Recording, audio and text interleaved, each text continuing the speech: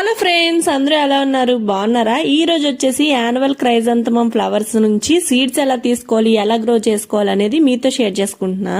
ఒక్క ఫ్లవర్ ఉంటే చాలు, పెద్ద తోటే చేసేయచ్చు. ఇలా ఫ్లవర్స్ ఎండిపోయినాక ఆ పువ్వు పైనే ఇలా బొగల్లాగా వస్తుంది.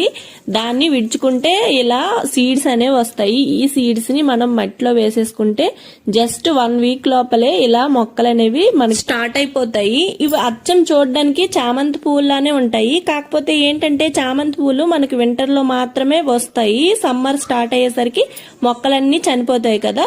సో ఇవి మాత్రం సమ్మర్ స్టార్ట్ అయిన తర్వాత కూడా ఇవి కొన్ని రోజుల వరకు ఈ పువ్వులు అయితే ఉంటాయి అన్నమాట.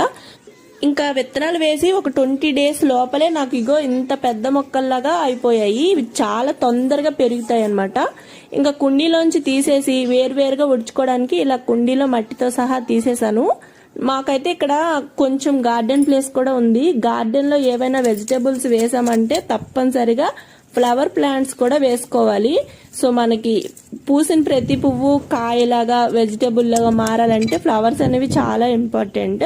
సో నేనైతే గార్డెన్ లో కూడా కొన్ని బంతి మొక్కలు అలాగే జీనియా ఫ్లవర్స్ అయితే అస్సలు విత్తనాలు వేయాల్సిన లేదు, లాస్ట్ ఇయర్ వచ్చేస్తున్నాయి. అలాగే ఈ ఫ్లవర్ ప్లాంట్స్ కూడా ఒకసారి వేస్తే సరిపోతుంది. ఇంకా ఉడిచిన మొక్కలకు వాటర్ కూడా వేసేస్తున్నాయి. ఈ రోజు క్లైమేట్ కూడా చాలా బాగుంది.